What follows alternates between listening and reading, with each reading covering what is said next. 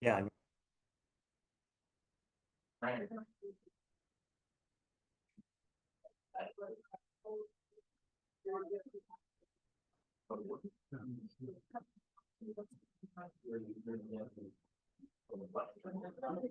Oh yeah.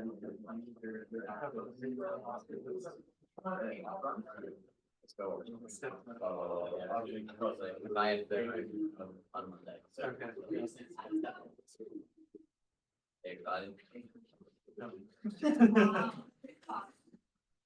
Shouldn't be too bad though.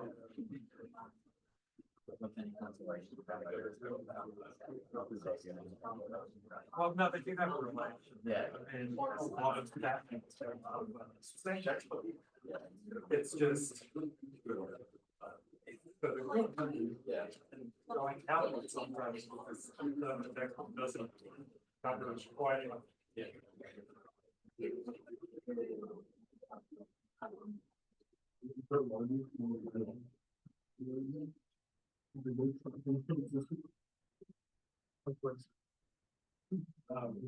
You said like You know, within the last 3. Or 3:30 till.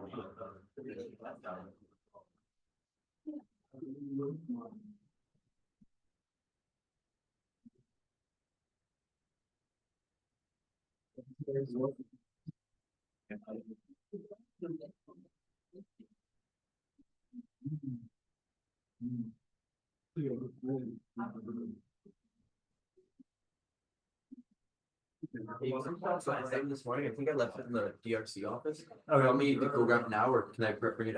You can just slide it under my Okay, office sorry, door, whatever, yeah. Just like, if you get it there by tomorrow morning, like I'm gonna give these so that, well, I don't know, we'll see, I'll negotiate with the TA and see who's gonna do the building.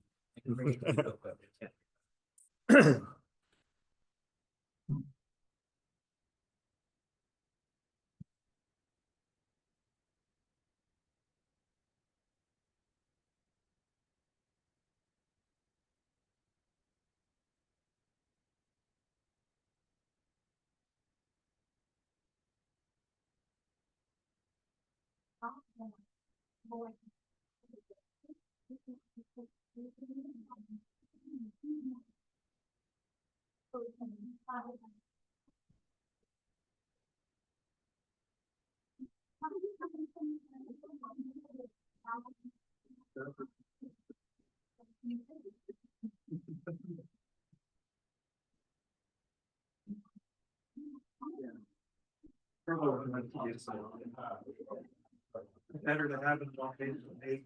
That's very cheap.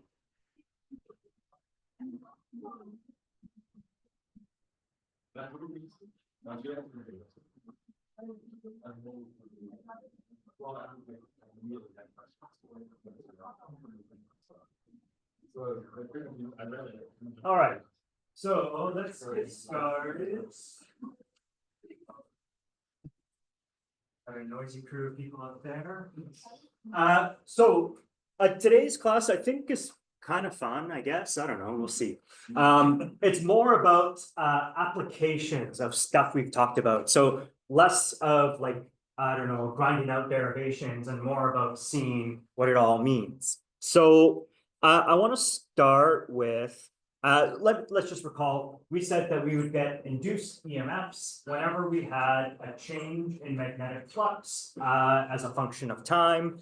And we were able to manipulate that and to say that a changing magnetic field produces an electric field, and they're related in this way. The curl of E is equal to minus the time derivative of the magnetic field. So one application of this is the jumping ring. And I want to just spend a couple minutes qualitatively looking at this. And I ran around the storage places, and in 5 minutes, I was able to scrap together some pieces, and we can show this demo. So at the end of the class, if you want, you could come with me to Science 239, and we'll do a 10-second demonstration, okay? But I'm not going to stop class early to do it.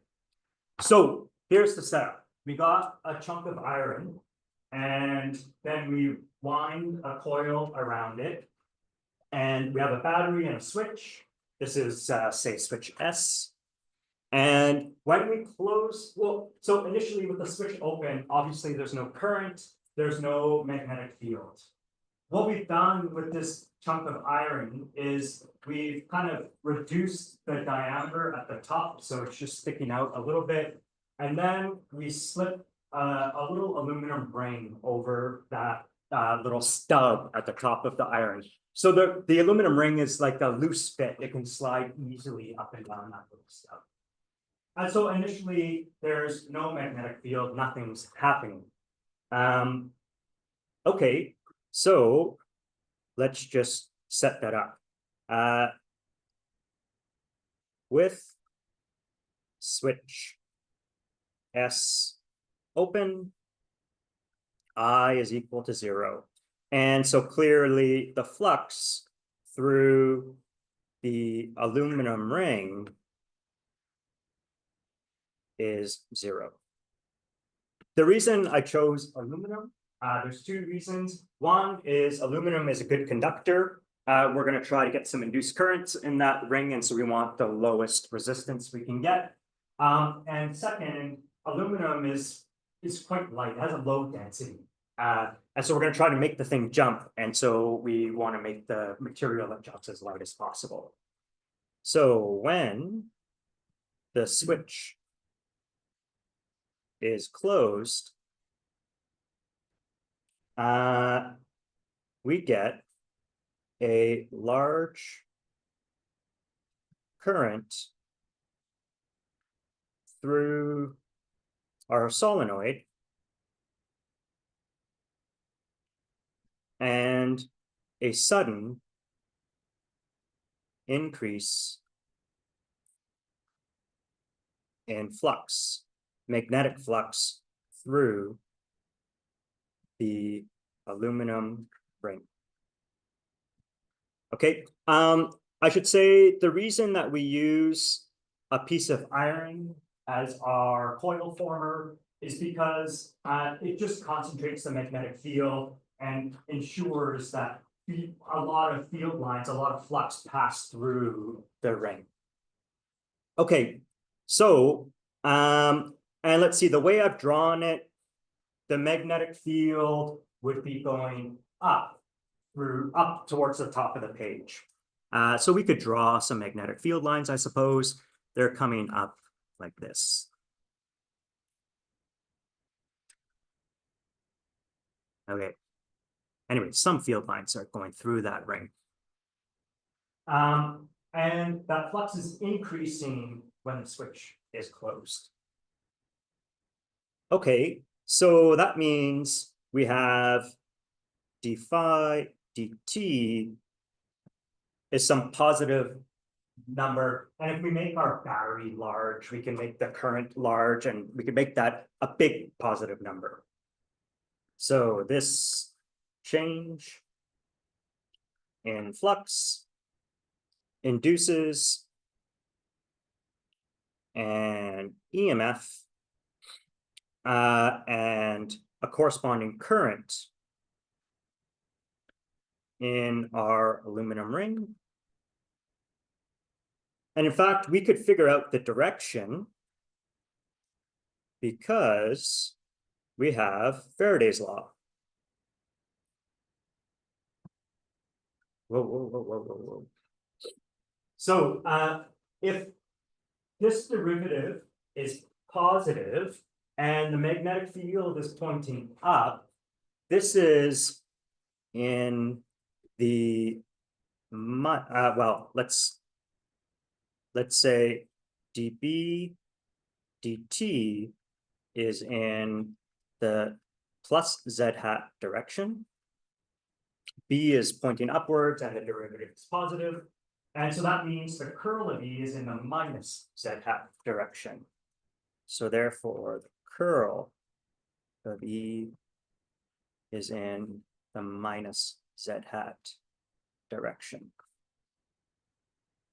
Okay, well, we could use the right-hand rule and say, okay, minus Z hat, my thumb is down, my fingers are gonna tell me the direction of the electric field, and it's going in that orientation. So let's draw that on our aluminum ring. So let's see, I'm pointing down, so I must have an electric field that's kind of coming around in this direction. So this is our electric field, and that's obviously going to drive a current. So this would be, say, I induced in that direction. Another way to think of this is Lenz's law. Lenz's law says that the induced current acts so as to oppose the change in flux. So we initially had 0 flux in our aluminum ring. Now we have upwards flux. So Lenz's law says the induced current would make a downwards flux to oppose that change. And so my thumb is the direction of the B induced, and my fingers curl around I induced. And that's obviously the same thing that we got from Faraday's law. But now we have I induced in the opposite direction of the current in the solenoid. And what do we know about anti-parallel currents? They repel each other, okay? This chunk of iron is really big. It's not going anywhere. And so it's really heavy. So this aluminum ring is going to fly off the solenoid. And we could try to show that in the lab afterwards, yeah. So if they're like in the case of wires, when they're anti-parallel, Yeah. they're like side by side, so Yeah. there was room for them to come together. But if it's a ring, would the force be like applied inwards, or is it just purely up? No, it's purely up. Like these are parallel currents, right? It's just a loop, and so they're like anti-parallel loops. I can't do that actually, but but yeah, it's like that. So I think it's identical to the strip wires. There's no difference. Yeah. If you attached an AC generator instead of DC, would you get it to like it's constant? Let's wait till after class. My demonstration uses an AC current. Yeah. And you're right, it doesn't matter. If I had chosen to draw this current in the other direction, we would still find that the ring would fly up. Yeah, we will float the ring. Yeah. All right, sweet. So curl of E is in the minus Z hat direction, which, I don't know. Say we get an induced current in the aluminum ring.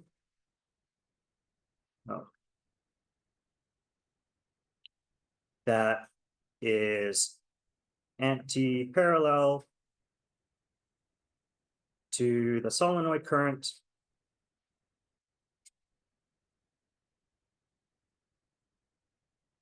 Therefore, these currents repel one another, and the ring jumps. Okay, good. So, related to this problem is, if I close the switch, it's not as if the current is going to instantaneously go from 0 to some non-zero value. There's going to be some, buildup of the current before it reaches its final equilibrium value.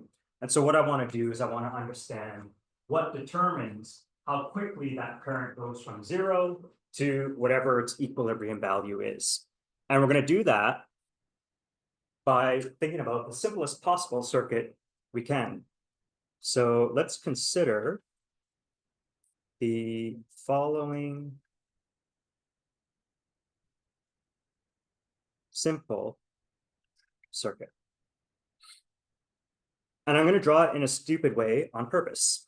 So I'm going to have, this is my battery. It's going to supply some voltage, epsilon naught, and I'm going to make my current or my circuit have some silly shape.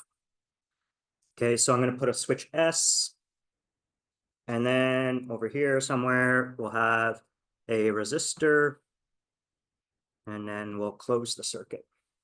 And I mean, I can't draw it, but this circuit would not even have to be in the plane of the screen. It could be kind of moving up and down and all over the place. All right. So here's the situation. So initially, with the switch open for a long time, clearly I is going to be equal to 0. Okay, and so then we're going to close the switch at, say, t equals 0.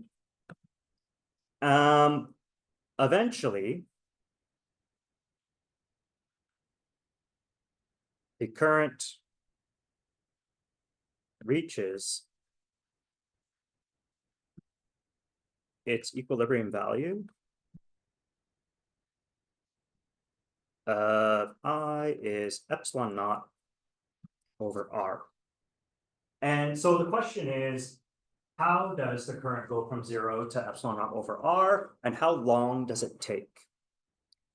So how does I go from 0 to epsilon over R, and in what length of time?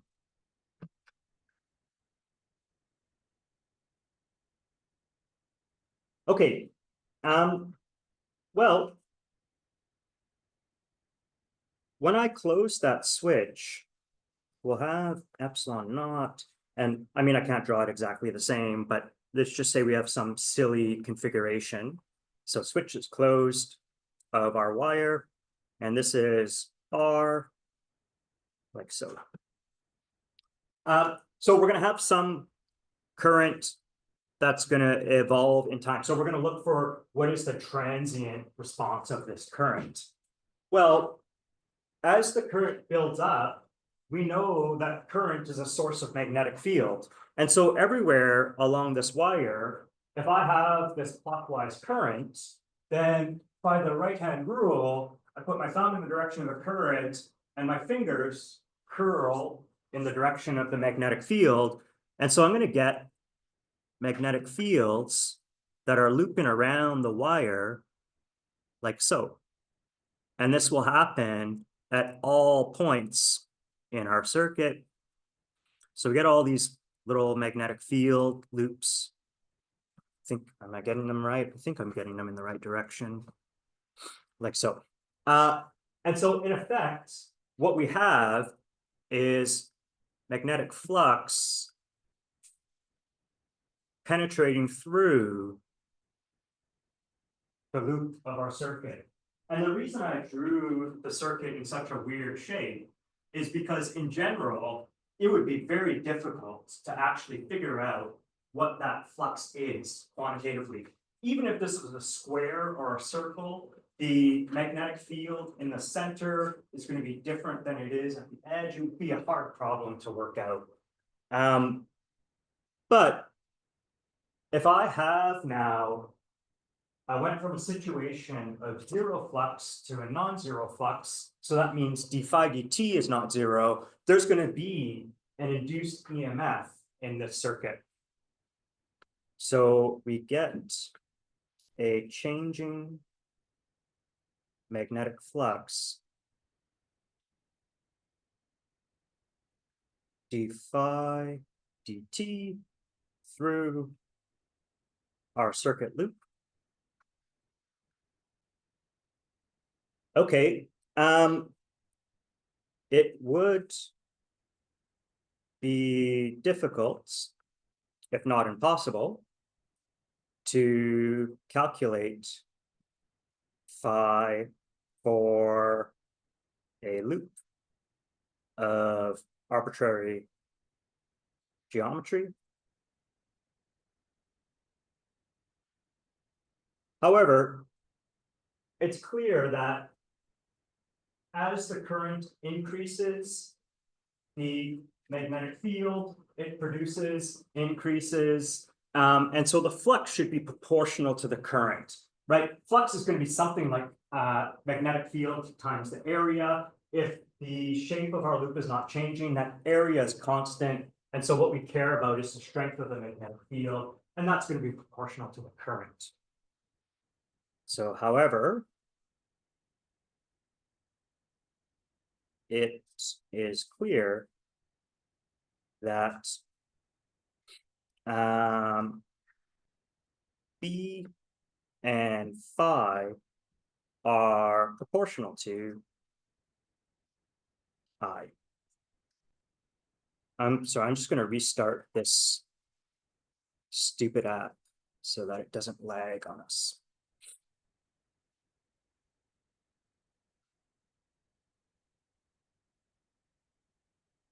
All right, good. Okay, so that means we should be able to write phi,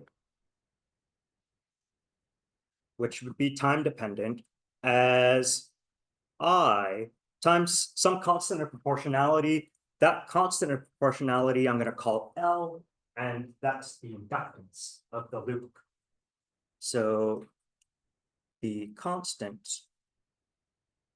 of proportionality is called the inductance L. I like today's topic because I am comfortable with circuits.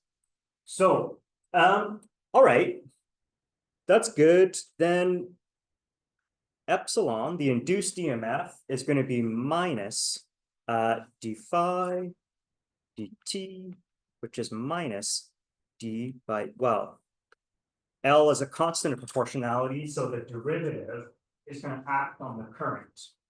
And so it's minus L di dt. Sorry. Yeah, that's right. That is right. Okay. Good. Well,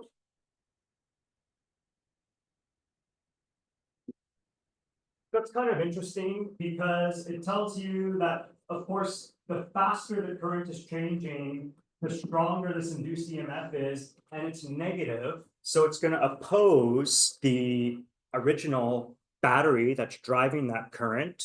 And so our equivalent circuit becomes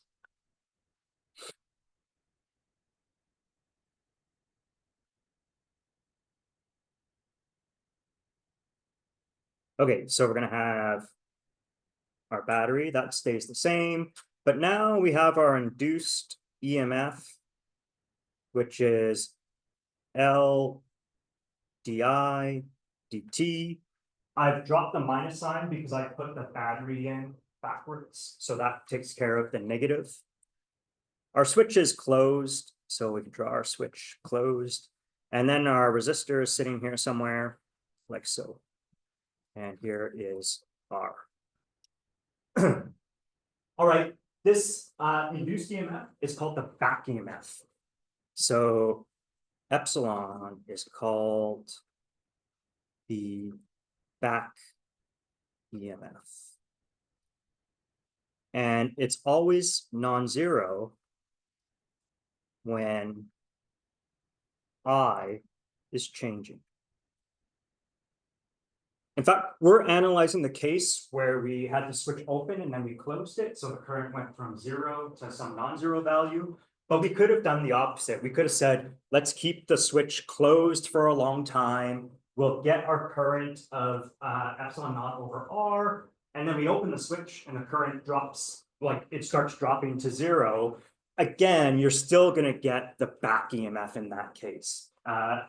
And just as a note, like, back EMF is important in electric motors because there, what you have are lots of loops, and you're going to get the back EMF in every one of those loops. And so you can get this really large voltages if you suddenly change the current in an electric motor.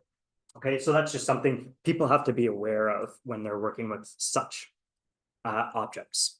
All right, in any case, this is now an easy circuit to analyze. We could just use a Kirchhoff loop rule, and we would say, well, if I go around the loop, I gain the potential of the battery, and then I lose the potential of whatever the back EMF is, and then I have minus IR. And now I'm back to my starting point, and so that all has to add up to 0. Or, let's see. Let's take these terms over to the other side. We'll get rid of the minus signs. For the back EMF, we'll write L di dt. And then we'll have a plus IR is equal to epsilon naught. Divide by R.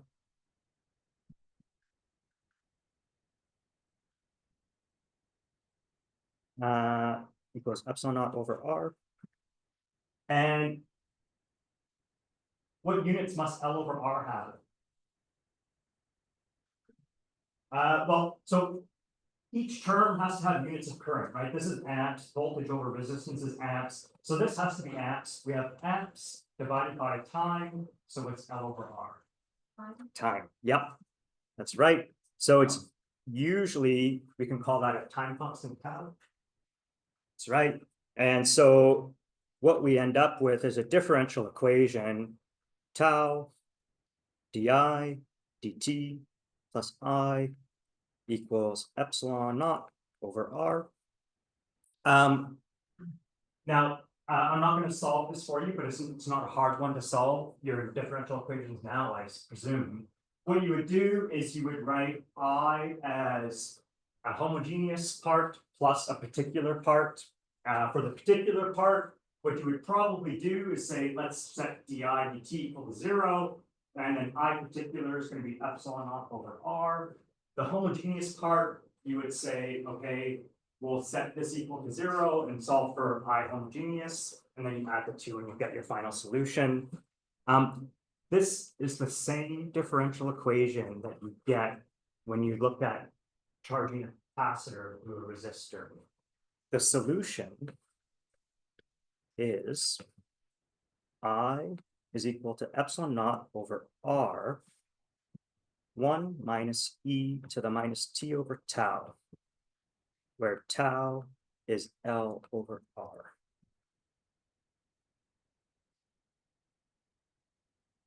And so the time evolution of your current looks like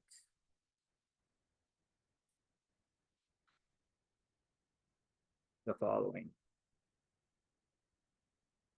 Oh, fuck off. This asymptotic approach to some equilibrium value. And that equilibrium value is epsilon naught over R. If we were to put in the time t equals tau, we would get 1 minus e to the minus 1. And that's something like 63%.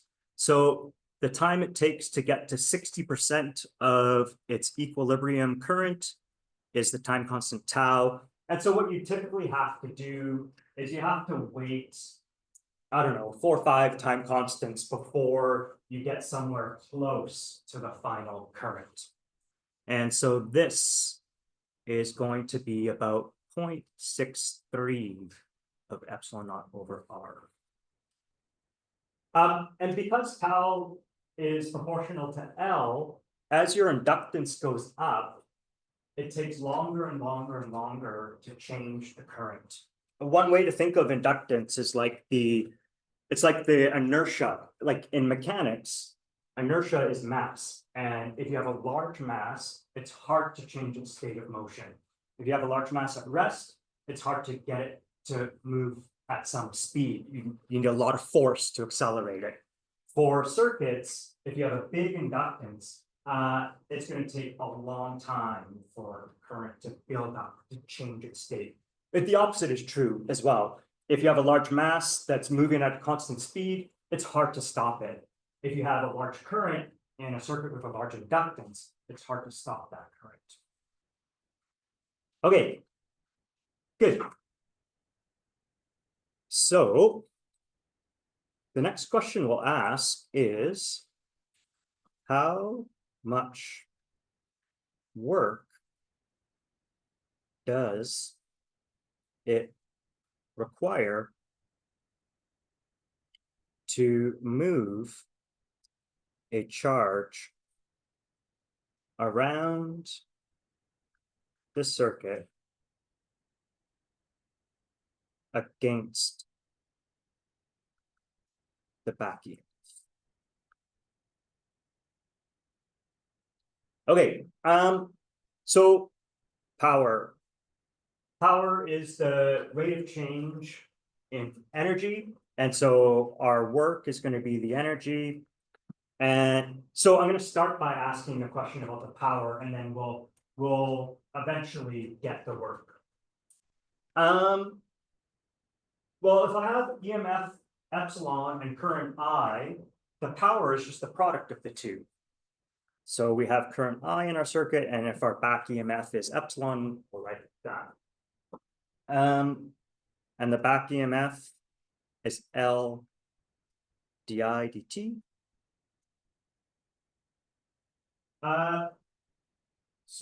But I could write, but I di dt is equal to 1/2 of d by dt of I squared. So I'm going to write it that way. And I could say, okay, so therefore d w dt is equal to 1/2 of L d by dt of I squared.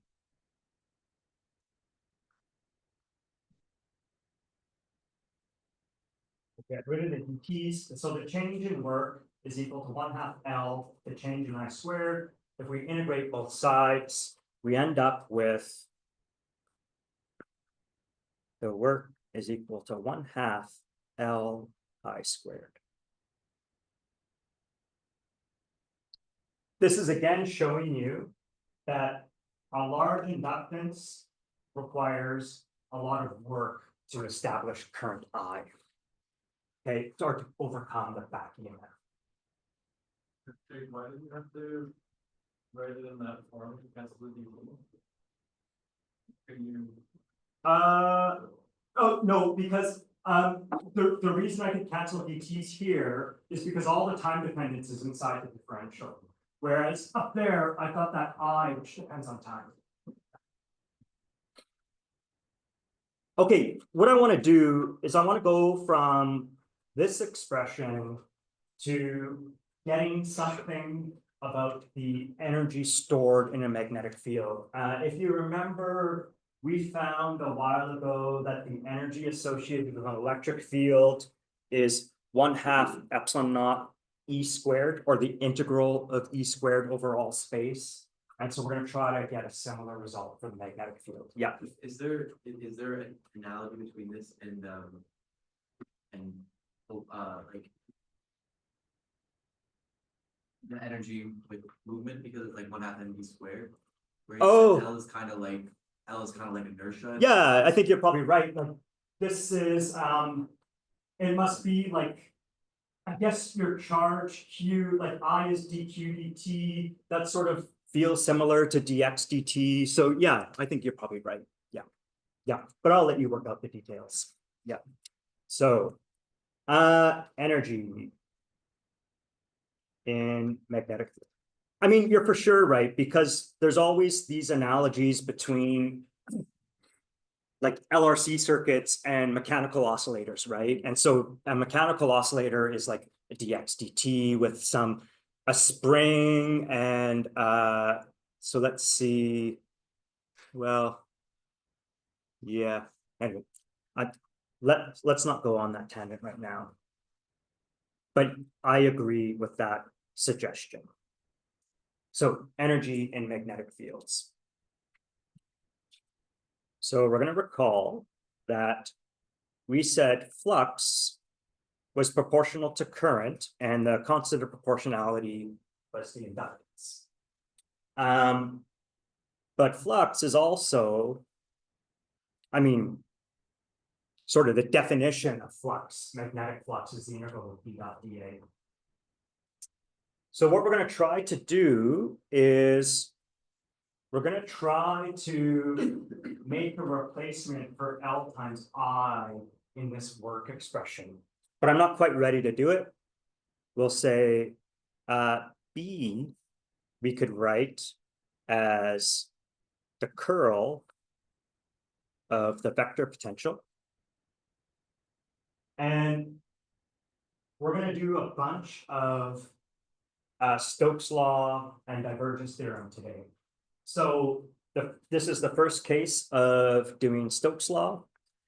The curl of A could be written as, well, the curl of A integrated over an area could be written as A dot dl, where the path is going to be the loop that bounds this area. So if you want to have like a physical picture, you could think of this is the area of the loop of our circuit, and the path or the loop is the wire that kind of goes around that area. Okay, and so what we're going to do is we're going to replace L times I with this integral of A dot dl. So work is 1/2. We have 1/2 L I squared. So we still have one factor of I. So we'll have that factor of I, and then L times I is this A dot dl. This is around our loop. Okay. I don't know if you remember, but we talked about the fact that we could, if we liked, which I happen to like, is we could write the current as a vector. So instead of associating this dl with like a vector dl, we could say, if I have some loop here, what we're imagining is this is our vector dl, but that's just parallel to whatever current we have in the circuit. So I'm instead going to say I is going to be my vector, and then we'll have a scalar dl, and we'll end up with an an A dotted with this I. I can take this I inside the integral because I is constant around this loop. Okay, so this is equal to 1/2 integral of, let's see, I did A dot I, and then we're going to have dl here.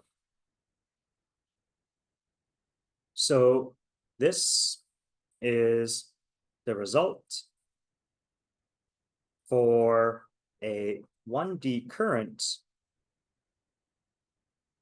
in a loop. What I want to do is I want to generalize this to a 3-dimensional current in some volume.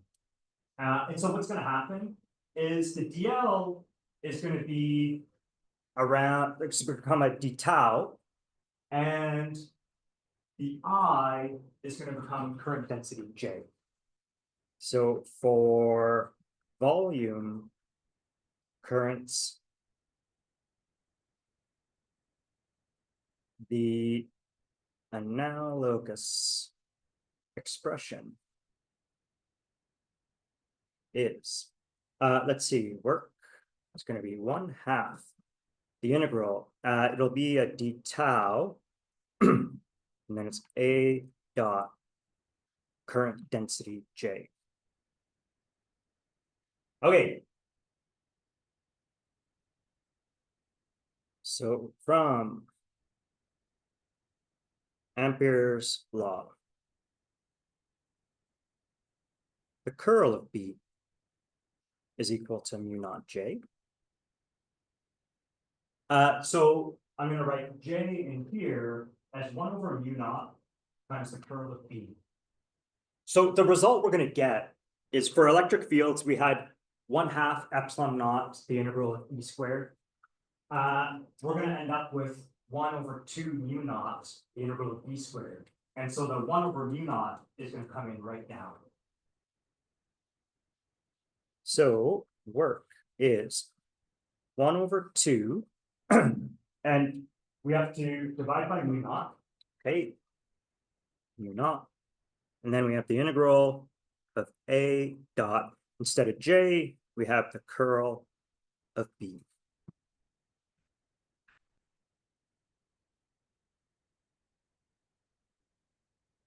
So from this point, the derivation is similar to what we did for electric fields.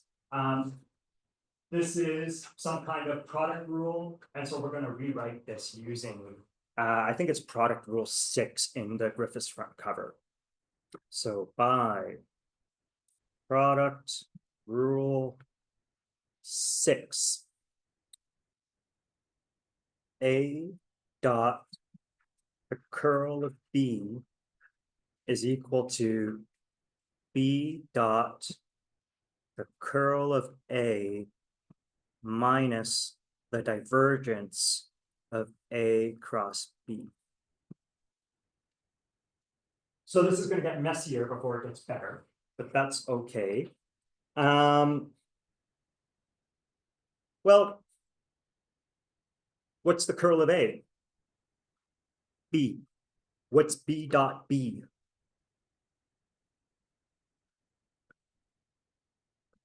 B squared, yeah. So there's our B squared that we're looking for. We're just going to have this leftover term that we have to deal with. So therefore, work is 1/2 mu naught. So we're going to have the integral of B squared d tau. That's the term that we want. And then we're going to have the minus the integral of the divergence of A cross B, which is a weird term. All right. When you see the divergence of something with a volume integral, what does that make you think of? Divergence theorem? Yeah, that's right. So divergence theorem says that this would be A cross B, and it would be a surface integral. That's how we got Gauss's law, right? That's how we switched between the differential form of Gauss's law and the integral form of Gauss's law. Okay. So we're almost where we want to be. We'll write this out one more time. And then we have minus this funny curl of our A cross B term. So one thing we have to know is that this is a volume integral. So we can maybe specify that this is a volume integral. And this is the surface that surrounds the volume. And we have to integrate over the entire surface. Who remembers, what did we do when we were dealing with the electric field version of this? What did we do for this volume integral? This is the volume where our current density exists. What happens if we expand that volume, right? We go outside that volume, we integrate in free space. What's the current density going to be in that free space? 0. And so as we increase this volume, we expand the surface. It's like blowing up a balloon, right? We have this volume, we inflate the balloon, the surface gets bigger and bigger and bigger. What happens to A and B as we go make our surface bigger and bigger and bigger? They get smaller and smaller and smaller. If we make this surface go up to infinity, then B and A are going to go to 0 at that point. So if we integrate over all space, then the surface bounding the volume is at infinity, where both the vector potential and the magnetic field go to 0. And so we get our final result the work is 1/2 mu naught, the integral over all space of b squared d tau, which we can compare to the electric version, which look very similar.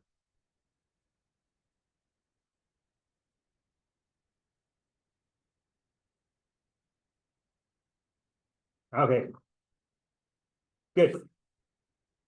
So what I want to do is I want to try to see if we can wrap up chapter 7 here. And we have one more thing to do. So what I'm going to do is I'm going to write down Maxwell's equations as we currently know them. So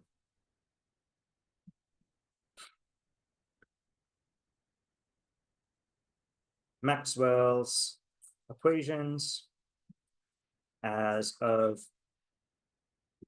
now. So one was the divergence of E was equal to rho over epsilon naught. This is Gauss's law. We could integrate and then do divergence theorem to get the integral form if we wanted to. The other one was the divergence of B is equal to 0. And this one, Griffiths tells us, has no name. And then we have the curls. So the curl of E, when we did electrostatics, we said the curl of E was 0. But now we have Faraday's law, which says if we don't have a static situation, then the curl of E is related to the time derivative of the magnetic field. And this is Faraday's law.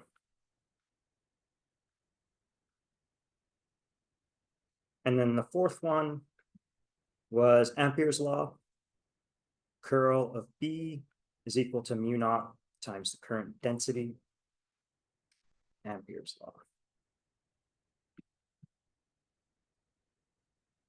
So what I'm going to try to do is I'm going to show you that this is an incomplete version of Maxwell's equations. And we're going to try to see where the problem is. So this set of equations is flawed. We can see the flaw by taking the divergence of 4. Okay, well, let's do that. Divergence of the curl of B must be equal to mu naught times the divergence of J. All right, what's the divergence of the curl of anything? 0. So this is 0. But the divergence of J, that's telling you like how much current or how much charge is leaving your volume. And if you had a steady current, then this would be 0, but it doesn't have to be 0, right? This is 0 only for steady currents. And so there are certainly situations when that is not 0, and there's a contradiction here. And so we need a little bit of a patch. So that's the next goal. So fixing the fourth Maxwell equation. And this is work that Maxwell did. And we're gonna do this by imagine we're gonna go back and do another circuit thing, which I like. Imagine charging a capacitor.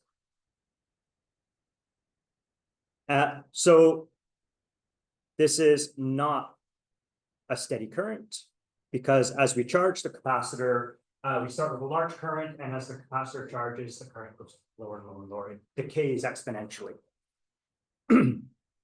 Okay, so we'll have our battery and we'll have our capacitor like so. So positive terminal, negative terminal, current's going to flow from the positive towards the capacitor, and we'll start depositing positive charge on this plate and negative charge on that one.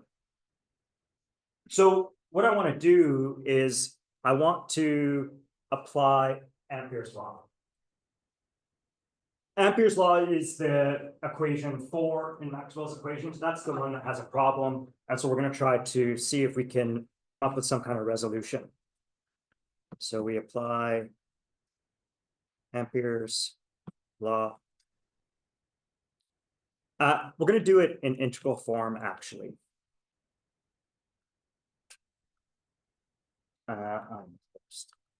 Okay, so what we have to do is we have to pick an Amperian loop. And so the loop I'm going to pick is this one. And so our loop has some kind of surface here, and we need to figure out the current through that loop. And it's obvious that in this case, the current through the loop is just going to be I. Okay, so for the blue surface bounded by our loop, so this is my Amperian loop. Okay, so for the blue surface bounded by this loop, I enclosed is equal to I. Fair enough. But I didn't have to pick that blue surface. I could have picked any surface that's bounded by that loop. And in particular, I'm not good at drawing this, but I could have picked a surface that was like this little bubble that sort of encloses this, like it sits between the two capacitor plates. And I can't draw it very well, but it's like this balloon, we blow it up, and the top plate of our capacitor is inside that balloon. And I'm going to ask how much current passes through that yellow surface or orange surface. 0. There can be no charge crossing the gap of the capacitor. So for the orange surface bounded by the same loop,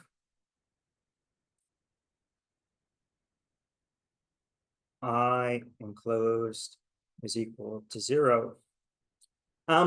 Now, you could have stopped me right at the beginning and said, what the hell are you doing? Ampere's law was derived for magnetostatics, and here we have a current that is not steady. Of course, Ampere's law doesn't work, and that's true. And that's also why our equation 4 in Maxwell's equation didn't fit with the rest, because that was purely for steady currents. So it's no surprise that Ampere's law failed, since it applies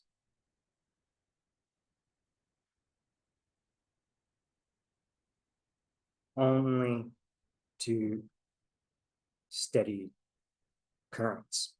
What we would really like to do is we'd like to generalize Ampere's law to the case of non-steady currents. Okay. So the fix to equation 4 is achieved by forcing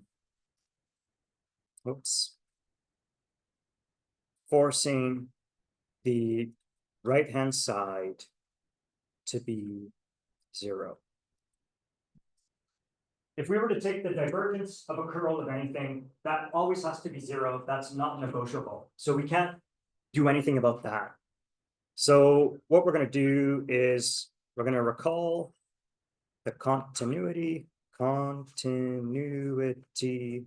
equation, which said that the divergence of J was equal to minus d rho dt. Right? That makes sense. We have current, if it's diverging, some of it's going to leave our volume, and we're going to have a charge density that's decreasing with time. Okay, so we can say that, I guess, if the divergence of J is greater than 0, charge is going away, then our volume is losing charge. Okay. So using Gauss's law, we can write, let's see, Gauss's law says divergence of E is rho over epsilon naught. So therefore rho is epsilon naught divergence of E. This is just our first of our Maxwell's equations. All right. So then divergence of J is equal to minus d by dt. And instead of rho, I put in this stuff. Okay, so it's epsilon naught divergence of E. All right. Which is equal to minus the divergence of, I'm going to take all of this stuff inside the divergence. It doesn't matter which order I take the derivatives. These are spatial derivatives and this is time derivative, so they don't depend on the same variables. So this is epsilon naught times dE dt. And you can maybe start to see what's happening here. This is going to be the right-hand side of our equation 4. On the left was something like the curl of B. And so the curl of B is going to be related to the time derivative of the electric field, just like we had the curl of E is related to the time derivative of a magnetic field. This quantity, epsilon naught dE dt, is called the displacement current. And it's a current density, and it's the displacement current. And I know that it may seem unfamiliar, but what I hope to do at the end of class is to show you that you've been using the displacement current for some time now. Okay. So we'll see if we can do that. So the fix to 4 for the case of time dependent currents is to add this displacement current to the current density that we've been using. And so if we were to do that, then the curl of B, so let's say what we had was the curl of B was equal to mu naught J. And so what we're proposing to do is to say now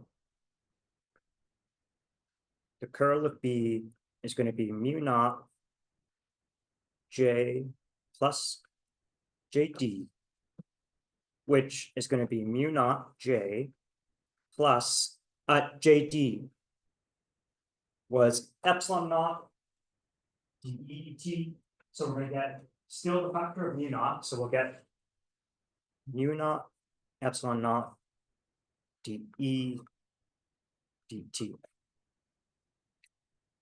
All right, so before we're gonna write down Maxwell's equations again, but before we do that, let's go check this divergence again and see what happens. We'll make some comments about this. So observations.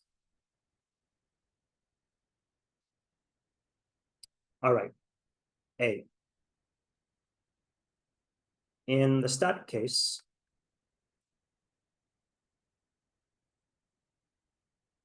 for example, E is going to be constant.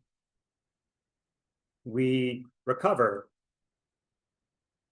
Ampere's law for magnetostatics.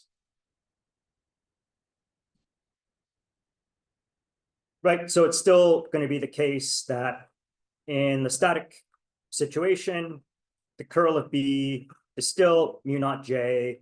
We could integrate, apply Stokes' theorem, and get the integral form of Ampere's law. All right, so that's one. B.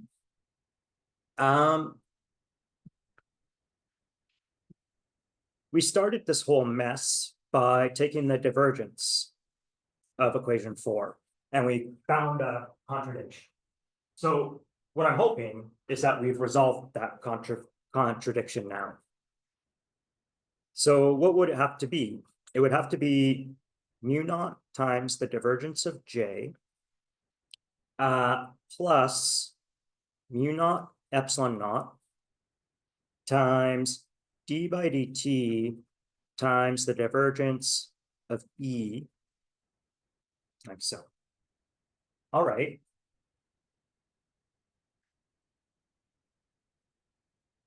Divergence of J, that's the continuity equation. It was minus d rho dt. The divergence of E is Gauss's law. That was equal to rho over epsilon naught. And what you can see is we have minus mu naught d rho dt. Epsilon naught cancels. We get mu naught d by dt of rho. And it's the exact opposite of that. So we end up with mu naught d rho dt minus mu naught d rho, whoops, d rho dt to 0. This has to be 0. And so we don't have this contradiction anymore. So the last observation that we'll make about this before writing down the complete set of Maxwell's equations is that the displacement current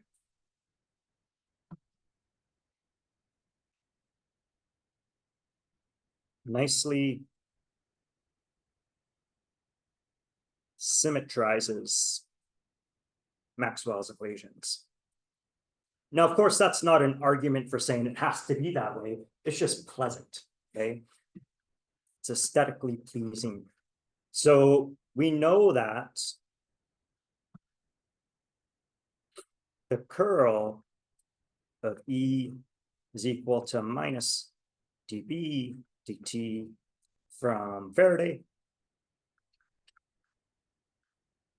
And so now what we're saying is the curl of B is, it has this extra term here, but then it's plus mu naught epsilon naught dE dt.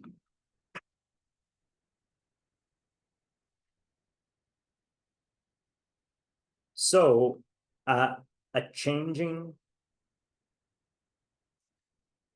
magnetic field / electric field induces an electric field / magnetic field. So it has that nice symmetry to it. All right, so what we'll do is we'll write down Maxwell's equations. And in fact, we're gonna write down a set of equations that basically is going to summarize all of electrodynamics. So Maxwell's equations.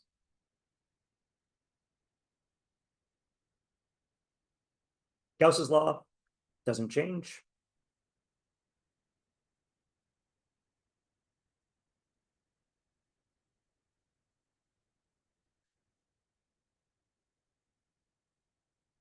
The equation with no name doesn't change. Faraday's law is pretty new, but we didn't change it today. The curl of E is equal to minus dB dt.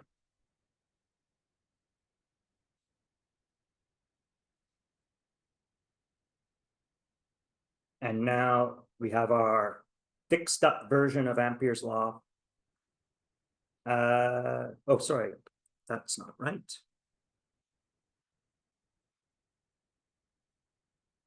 Okay, so now the curl of E is mu naught J. And now we have our displacement term, displacement current.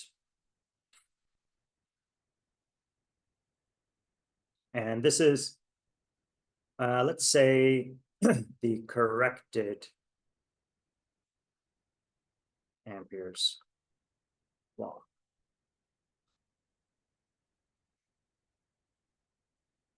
So these equations combined with the Lorentz force equation is what succinctly summarizes all of electrodynamics. So Maxwell's equations plus the Lorentz force law, which was the force, is Q E plus V cross B, encapsulates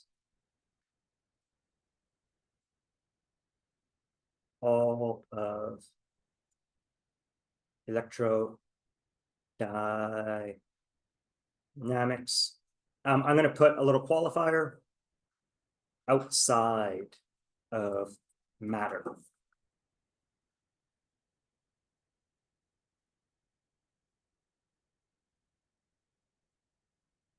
Okay, good. So I want to do the thing where I was going to try to convince you that you've been using displacement currents for a while. Before I do that, here's what I'm thinking. We've skipped chapters 4 and 6. 4 is electric fields in matter, and 6 is magnetic fields in matter. What I'm going to propose is that for the final exam, we cut things off here. But we have 2 weeks left, and I want to go and spend a week on chapter 6 and chapter 7. I won't put it on the final exam, but there'll be tutorial problems on it, things like that. I want to be able to say that we covered the material. I want you to see it. We'll go full intensity, but the exam will be based on everything that we've done till now. Does that sound fair? There'll be one more assignment. The assignment will be based on the material that we've been doing now. There won't be an assignment on fields and matter, but maybe tutorial problems. Fair enough? Okay, good. So that's the plan. So let's do this kind of idea that we already know displacement current, and then we'll go look at the jumping ring. So in case you find the displacement current uncomfortable or unfamiliar, let's say unfamiliar,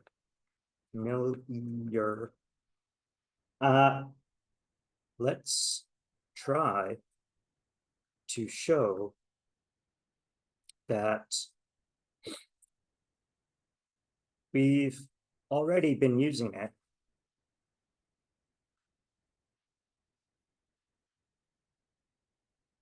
for some time. It's going to make me happy again because I'm going to go back to circuits. Okay, So we're going to return to the capacitor example.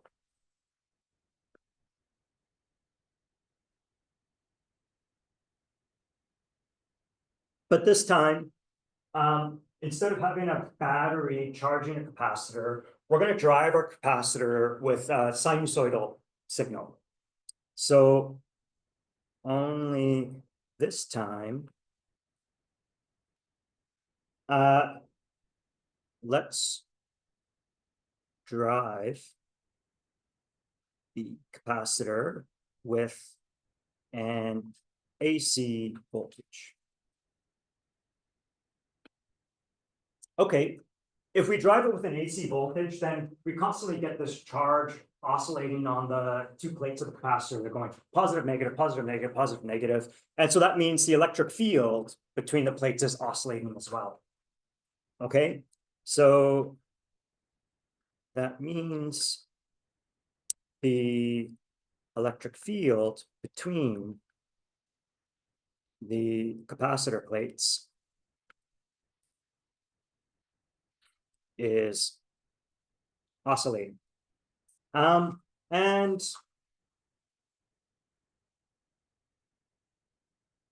as the form, okay, so E is going to be some amplitude e to the j omega t. So it has some harmonic time dependence. All right. We could draw the circuit. It's very simple. Just AC voltage source and our capacitor. That's it. And what I'm going to do is I'm going to say the distance between the plates is d, and let's say the capacitor plates have area A. All right. Well, there's a current I here. Because there's no direct transfer of charge across the gap of the capacitor, it must be that this current is due to a displacement current. So since there can be no charge transferred across capacitor gap. Do you guys have you have 304 in this room after today? No. Okay, so we got to finish the demo before that starts, is that right? Okay. It must be the case that I is equal to ID. All right. Well, what was ID? ID was equal to sorry, no. All right. Let's start with JD. JD, let's go back and look at the actual definition. Where the hell was it? Here we go. Epsilon naught dE dt.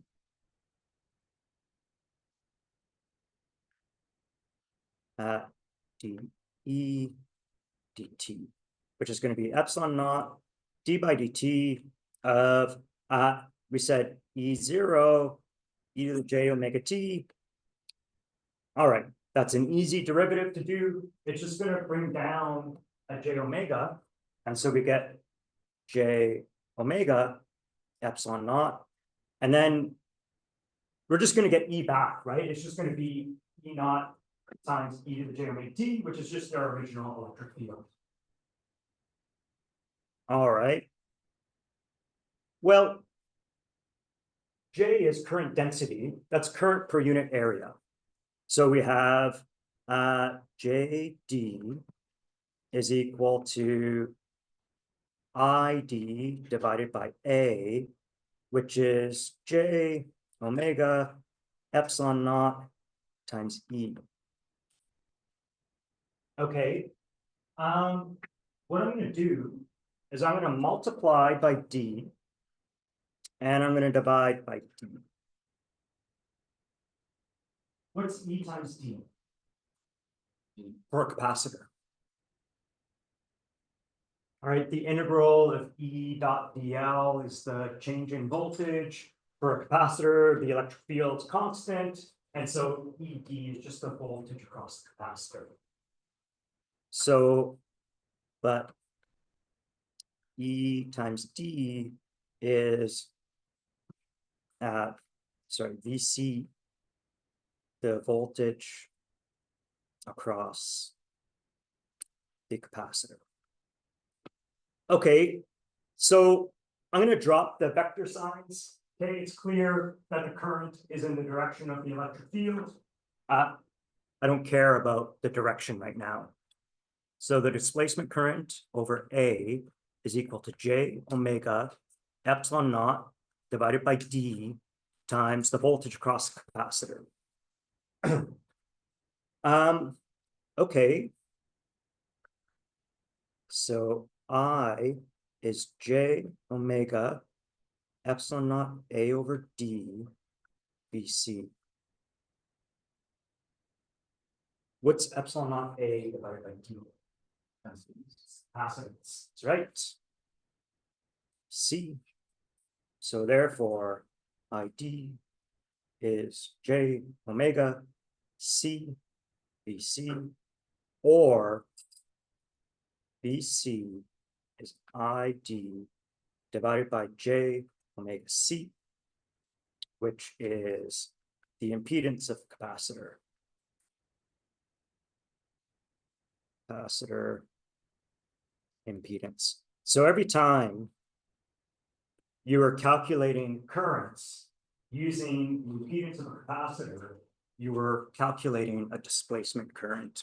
Okay, and so now this is, so we have now used sort of the fundamental kind of theories from electrodynamics to recover a result that we were using in, say, 231 for quite some time. Okay, all right, good. So I'm done. If you want to see this ring jump, then head over to 239 and I'll meet you there. And it's literally a 10-second demo. All right.